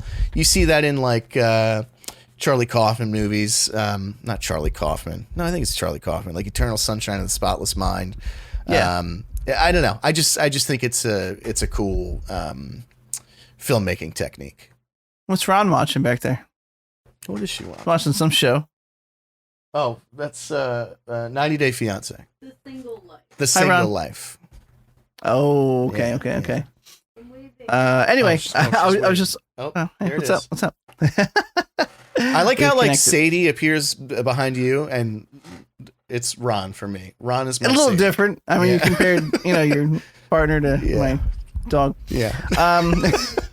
Maybe a little. Just kidding. I'm just kidding. Okay, Peacemaker episode 7. Last week we were like, okay, it was fine. It was a Peacemaker episode. This one, some pretty heavy-handed shit goes down. He finally confronts his father, who is the dragon. And I gotta say, I was quite impressed with John Cena this episode.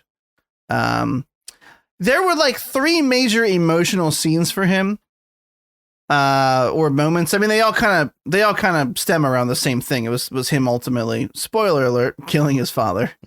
The scene immediately after he pulls the trigger, where it's like panned in on his face, and you can see the cracks forming.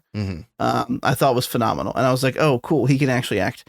There was like one scene where he was crying, where I was like, "I don't know if I buy that 100% like I'm supposed to," but the other ones were, I think they might have just had a bad take or something. The other ones were fine.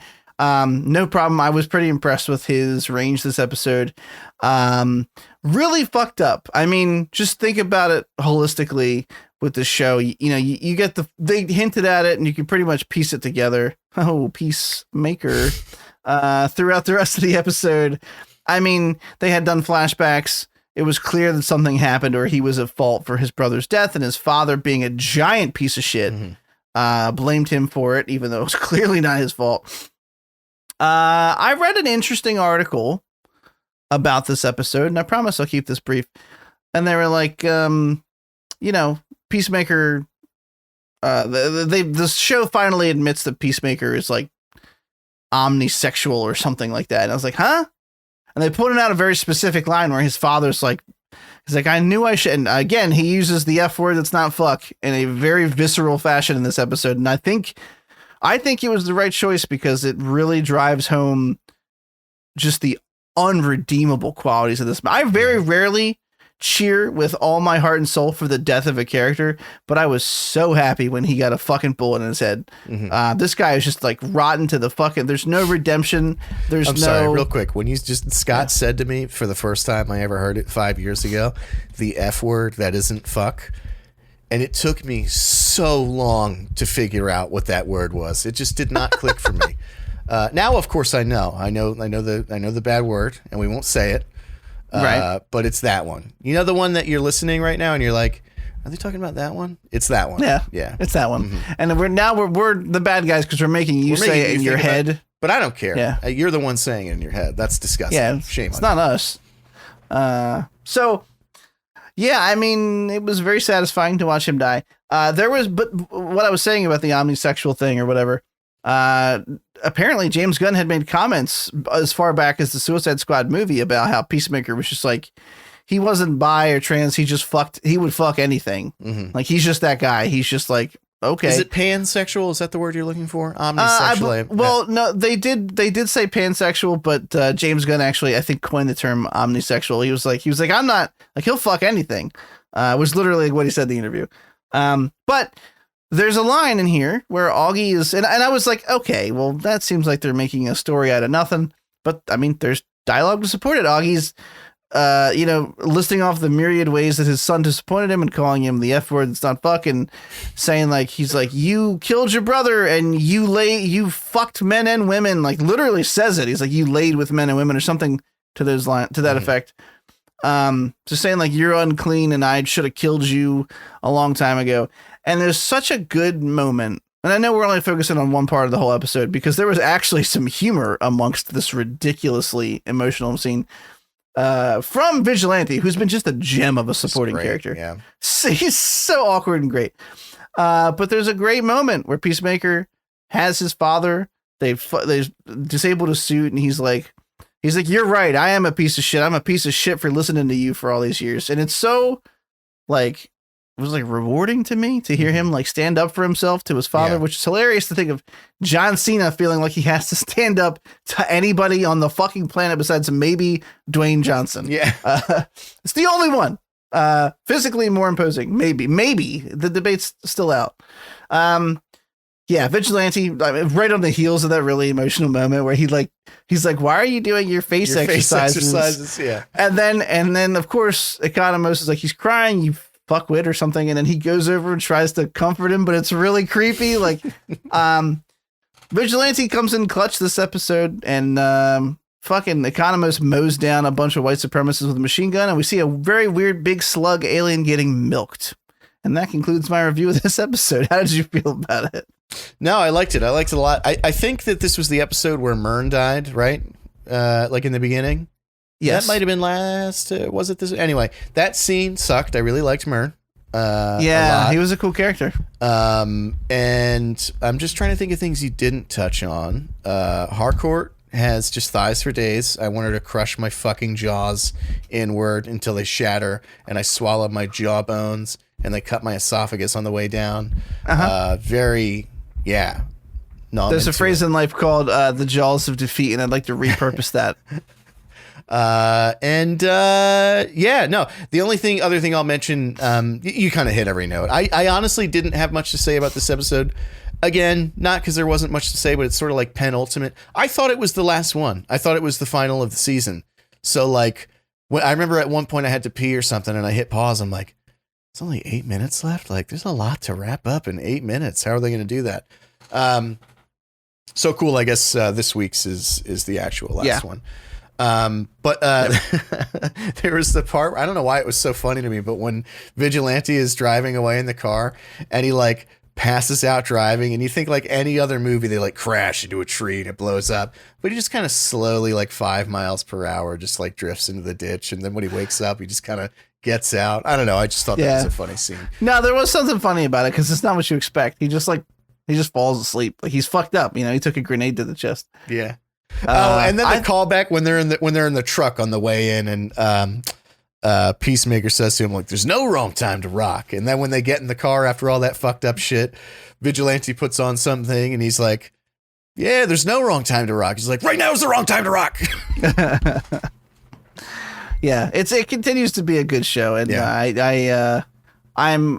we talked about early on how it might be challenging to make us feel anything positive about Peacemaker, who was, if you remember, a pretty big bag of shit at the end of the Suicide Squad, killed our boy Rick Flag. But they, there's been a lot of character work done here, a lot of fleshing out of his backstory. Yeah. I mean, the fact that he had flashbacks and clearly regrets killing Flag early on was a sign that they were going in the right direction. But enough about that. Our last one is the Fett finale. Can I go first? Can I go first? You can. Yeah. Yeah. Do it, Daddy. Right. Hit me. I thought it sucked really bad. The finale? The finale. Oh. And really most of the show as a whole. I thought it was really underwhelming. I thought that there were scenes in it that were good, but for the most part, it was just like I don't know. There was like nothing. Boba Fett, who was the star of this show, didn't do anything. Every idea that like was executed in the show was somebody else's idea. Like Fennec Shand, like, oh, I'll go over here and take out these guys, and even the Twi'lek. What am I doing? The episode title is Fennec Bland. We forgot. Fennec Bland. That's it. That's the one. Which Disney really wants me to like her, and I never will. She's just so boring. She's just an unbelievably boring character. As you would describe something as bland, I don't hate her. I don't really give a shit about her either. Yeah. The Twi'lek is the one who has the idea to try to go do negotiations. It's like the people of Freetown who are coming to his rescue. Like, he doesn't do anything. Like, nothing is by his own like skill or wisdom or decision. It's everybody else who's just like, hey, Boba Fett, who is the boss, you do this, and he goes, not a bad plan. And then that's just what they do. It's like, oh my God, like, make a decision, like make an impact. It was so frustrating.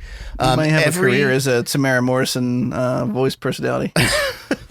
Every scene, every second that the Mod Squad was on the screen for this entire season was terrible. When the one dude does the 360 spin for no reason. Oh God, the internet was destroying that shot. Just terrible. But even like the other, rightfully so, was like, getting up on the roof with the one chick to like snipe whatever. Dude, it was just not, like every part of that scene was like, this is unbearable to watch.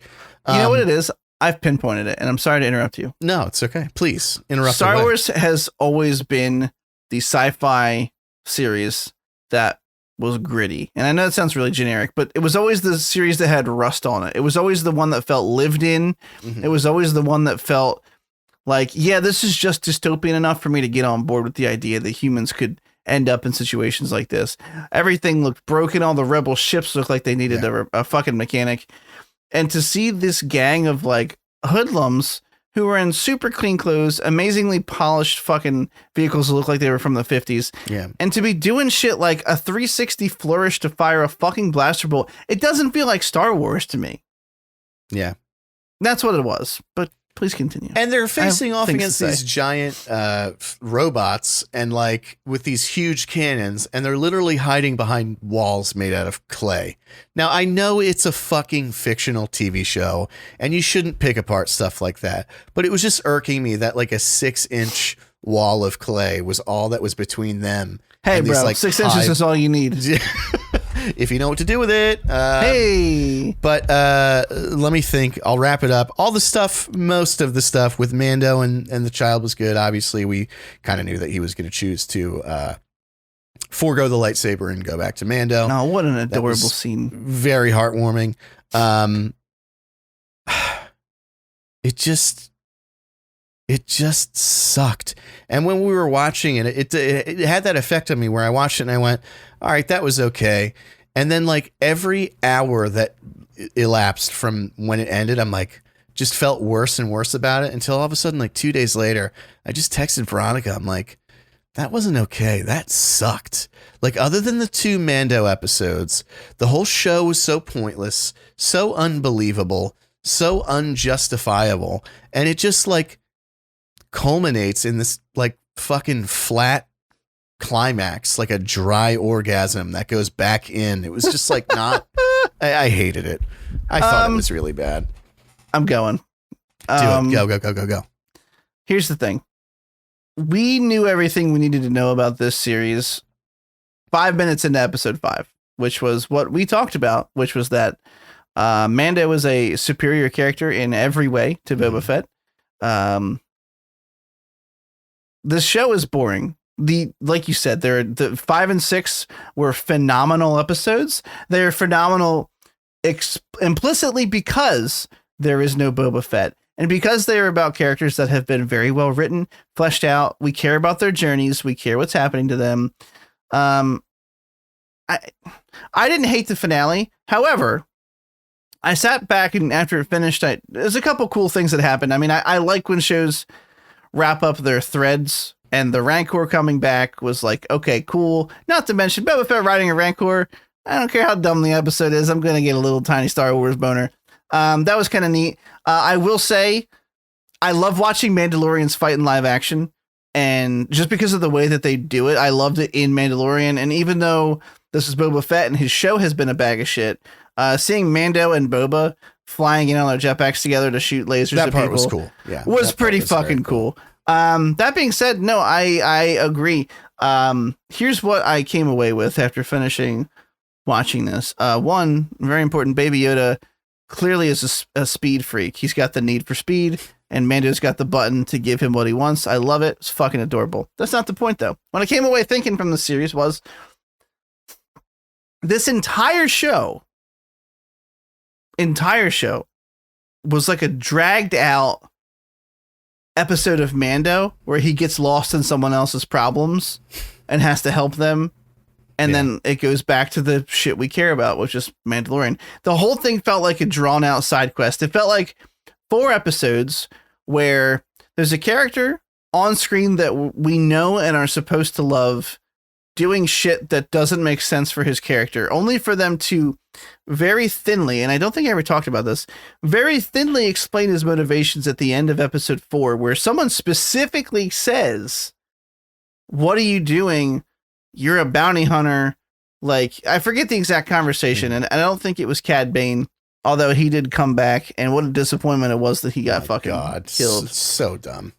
Although, psych, I'm pretty sure he's alive. He's got a little heartbeat monitor on, and according to the nerds of the internet, he was not dead. I really hope that he's not, because Cad Bane is a sick character, and holy shit, I'd much rather watch a show about him than what we got with Boba Fett. Yeah. He's a really cool guy. He looks cool. He's got cool history, whatever.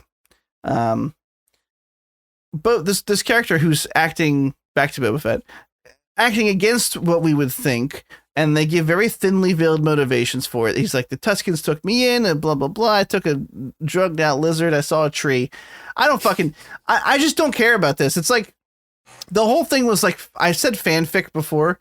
The whole thing feels like fanfic. That was such great reductionism, though. I took a drugged out lizard. I saw a tree. Anyway. Moving on. Yeah, it's like a Tuesday night for me. The whole first 4 episodes felt like fanfic, where someone made a fucking contest and they were like, write your best version of how Boba Fett wins, and some snot-nosed fucking 32-year-old living in his mom's basement who's never had the courage to ask a woman out on a date. Yes, that's right. I'm stereotyping you, pleb. Has written a draft for something that his mother told him was really good, and he mailed it into Lucasfilm. And that's the most he'll ever accomplish, and he'll probably die at 40 of a heart attack. The first 4 episodes were boring. I didn't care. I thought I cared. And then they killed the emotional connection that I cared about, which was the Tusken Raiders. I actually started to enjoy that part. Me too. Of his backstory. And then they took it away for a stupid, like, make him angry at us plot point. I don't fucking know. Wait, and why does the most dangerous like crime syndicate this side of the galaxy have as many people as Boba Fett, which is 12? Like, every time there was a shootout, I'm like, they're evenly matched. Like, how is this possible? How do you not have like hundreds of men swarming this location? Sorry, that's another one that just popped in my head. That was just... I mean, just think, get rid of Mandalorian, get rid of the episode 5 and 6. And even try to erase him from the finale if you can. What was the entire fucking show about? It was about Boba Fett taking over Jabba's crime palace and having a scuffle with the local crime syndicate. Like, that's the whole show. That's a side quest for Mandalorian. That's what I keep saying. Like, it just felt like an expanded upon, fanfic driven Mandalorian side quest. And once again, I think highlights that Lucasfilm really struck gold with Mandalorian. I think sometimes limitation can breed vast amounts of creativity. And the rumor was that when Favreau first approached them about doing a Star Wars show, he said he wanted to do a Boba Fett show, and they said no. Mm-hmm. And he made Mandalorian instead.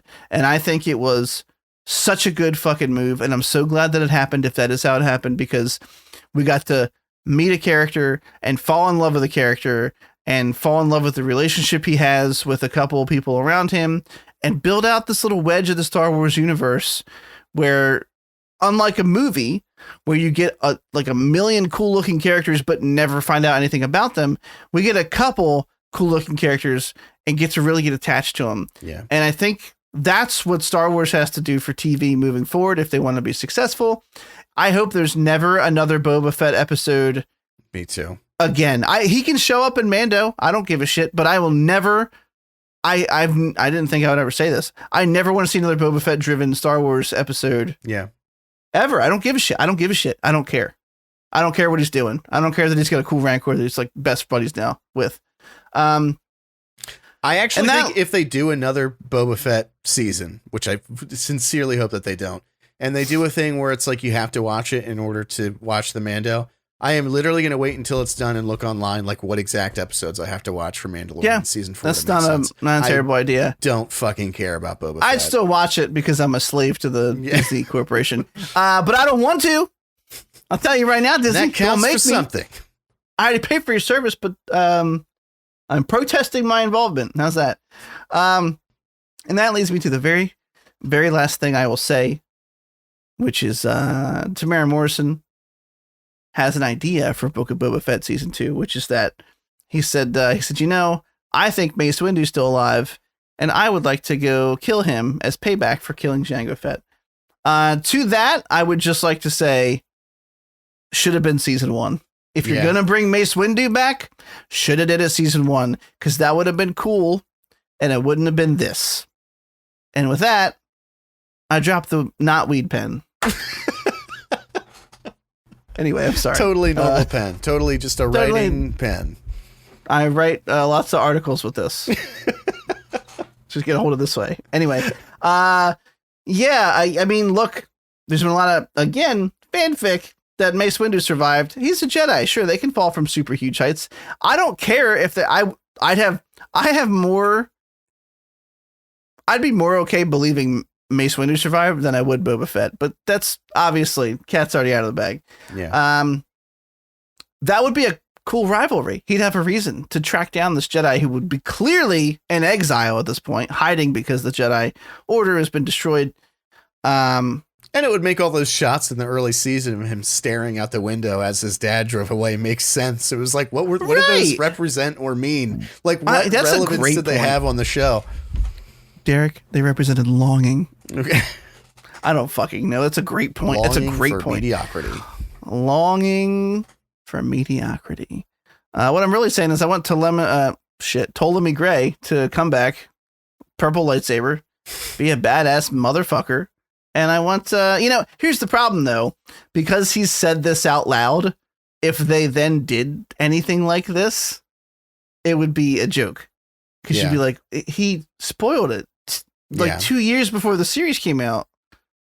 Like, what the fuck? I mean, don't get me wrong. It'd still be cool to find a cameo of Mace somewhere. Anyway, we're done. We're done. We did it. We talked about everything. We got it all. We have, fuck it. That's what she said. We have next week. I was determining if it was worth it. And I was like, well, that's always worth it. Is the juice worth the squeeze? Sure. A little tug. The Peacemaker season finale comes out this week. There's another Pam and Tommy this week. It is not the last, so we will probably not be talking about it again unless something like fucking incredible happens, which the show's great, but I doubt it. Yeah. Probably nothing worth mentioning. We're gonna have to pick a film to try and consume, because all we really have next week is Peacemaker episode 8. I did finish Archive 81, and we could talk about that next week. Oh, you did? I did. Okay. Archive 81 next week. I also, I don't think you will be doing this, which is totally fine. Because it finished airing, I'm watching the final season of The Expanse on Amazon Prime, which is a sci-fi show I am very into. To watch that. I'm not going to be able to watch 5 seasons or whatever, but by 6. Whenever I say 6, a week, but I feel like I'm Heath Ledger's Joker from when he was at the interrogation room. And he's like, 6. I forget the exact context. He's like, he's like, I killed 5 of your friends. And he's like, 6. He was like, ooh, sorry. Touchy subject. Anyway, pick up 6. This has been episode 55, Fennec Bland. I'm pretty sure the Knuckles ball wrinkle is going to be just the thumbnail. This will be hopefully going up later this evening. I don't know why I'm saying that. It never matters. Derek, where can everybody find you? You can find me on Twitter at Dr. Gloom MD, which is DRGLOOMMD. I'll also be starting to stream again. Elden Ring on February 25th, 8 p.m.-ish Eastern Standard Time. So 8 p.m.-ish. 8 p.m.-ish. Speaking of which, go ahead. No, that's it. I'm done. Oh, okay. I was just gonna for like in circles for a little bit, so you actually stopped something really bad from happening. I still have to have the talk with my wife, the talk TM. Yeah. So on the way home today, I jokingly said, "Hey, can we talk about me requesting some parental PTO?" And she thought I was like, haha, I'm kidding. I'll talk to you about it later. But seriously, it's not gonna be that. Like, there's an impossibility here because she works Saturdays until about 2 p.m. So yeah, like at worst, I'd be like, hey, welcome home. I'm gonna go upstairs. Yeah. How was your day? I don't care. I gotta go. Couple of hours. And what works out usually is he'll take a late nap on Saturdays because he's stoked that his mom is home. Anyway, I am streaming again. I have started again. I've been streaming Dying Light 2, and I'm working on a new layout with our good friend Travis, who's returning from the shadows of whence he, what's the word I'm looking for? Scorned him? No, not scorned himself. Banished himself? Sure. I don't know. He's been AFK for a while. It's okay. He's doing some awesome. Oh, you know what? Good fucking plug. He's doing some awesome minifig work on Instagram. Look, I know there's probably three of you, really good, including Ron, that listen. But if you have a chance, go check him out. His Instagram tag is mini suckage, literally like a mini suckage, SUCKAGE. My boy is an excellent model painter. He always has been, and he's been doing a lot of mini paintings. He's getting fucking better by the piece. Dark Souls, some stuff from Warhammer, 40,000. They look so fucking great. Yeah, he's got some cool, like, really cool fucking figurines, and he's doing a great job. And he's an awesome artist. So if you need any graphic design work or a mini painted because it's badass, hit that man up. I think he needs some work. Anyway, I'm going to be working over the next couple of weeks with a new layout for him. It doesn't matter. I just want to change things up. Yeah. Been streaming Dying Light 2, having a good time. So far, the story is like, I don't really care, but the game is just fun moment to moment. So I know we talked about gameplay loops earlier, but I enjoy parkouring around the city. It's super fucking exciting. I'm also excited to unlock the other tools that will enhance parkouring, like the grapple and the glide and stuff like that. Mm-hmm. I am very looking forward to the gaming appetizer coming out this Friday called Horizon Forbidden West, which I will be playing live Friday and throughout the weekend. And then Elden Ring comes out, which I will also be streaming. Yes. How much depends on how the Talk TM goes. I mean, if she's cool with me disappearing upstairs when he comes, I'll literally stream all day Saturday. I don't care. Yeah. You know, I'll pee on stream. You guys can come in with me. That's what's up. Stream on stream. If she lets me do that, I promise right now, I will pee on stream. I'm not saying I'll show my. I'm not saying I will show my penis on stream. Right. But you may see a stream of pee coming just off the camera's edge, and maybe I'll make a whoopsie. I feel like we have to be able to hear it too. It doesn't really count unless we can hear it. Oh, well, of course. Okay. A horse, of course. No, I gotta go. I'm fucking delirious today. It's been a long couple of days. Anyway, but you can find me on Twitch and Twitter at TCN Plays. Again, small channel, very small community. I like to think we have fun. Super Smash Bros., which is the only thing I can claim to fame on Twitch for, which is going to be returning. I am figuring out logistics. It will probably be once a month at the end of the month. I'm currently targeting the last Friday of February, which is the 25th. If things change, I'll let you know. Tell all your friends, tell your spouses, tell your partners. You're going to stream something else on the day Elden Ring comes out? Oh, yeah, you're right. Fuck that. That's why I was like, wait, can't be. Okay, yeah, you got me. I lied. It'll be, for this one, maybe the first Friday, because this one is going to be Horizon. Next is going to be Elden. Yeah, it's going to be March 4th. That's the Batman. Oh, we're going the next day. Oh, by the way, I got the best seats in the fucking house because I'm dedicated. We're rambling. I'm sorry. We got to go. That's almost okay. 2 hours. Yeah. They were dead center seats. They are pretty good, though. They're fucking dead center. I think I cracked the code, right? Because 30 seconds. I'll try to. It's been 2 minutes, but I'll try to be really quick. I figured out the secret. I had the Fandango page up at like 11:30, right? I'm figuring they'll pop at noon, probably. And all of a sudden I go, oh wait, it's the AMC theater and they have their own stubs program. And I think I have my own account, but I don't remember my password. So while I'm waiting, let me figure it out. Just housekeeping shit, really. I log in. I'm like, oh shit, I can buy tickets through here too. Let me pull up the page. So I pull it up and it says coming soon. I'm like, all right, cool. So I have both pages up, and because I was OCD about it, whenever I remembered, I would go back and refresh both. Well, it was like 11:25 or something. Mm-hmm. And I refreshed both. Fandango is still grayed out, can't buy them. I refresh AMC, and the coming soon disappeared. And I was like, huh? And I clicked 7 p.m., which is the exact time slot we wanted. And I see the seating chart, and it's completely empty. And I don't mean like one seat taken. I mean, no seats have been taken. I think I was the first one in the fucking internet gate. I selected the best fucking seats in the house. We got the best. I'm so stoked. We got the babysitter set. We're going to have a delicious dinner somewhere. We haven't decided where yet. And then we're going to get to see what looks to be a really great movie. And I can't wait. That's very, very exciting. Plus all the JOs and the popcorn bowls. Yeah. Oh, you and I have to sit next to each other for sure. Yeah. You'll be my milk stud, not my milk dud. Oh God, I'm so sorry. That's such a bad joke. And with that, we're gonna go. You guys have a good week, and we'll see you next time. See you then on the time. We'll do the thing when it's ready. Where it is, where it's always been. The agreed upon. All right. See ya.